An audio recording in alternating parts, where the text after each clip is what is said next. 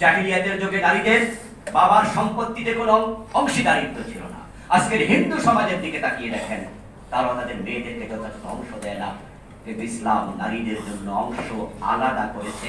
কোরআনে আল্লাহ তাআলা অসংখ্য আয়াত সূরা নিসাতে মিরাস প্রসঙ্গে নাজিল করে কার কোন হিস্সা, কার কোন অংশ, স্বামীর সম্পত্তিতে স্ত্রীর অংশ, বাবার সম্পত্তিতে তার সন্তান মেয়ে ছেলের অংশ আলাদা করে দিয়েছে।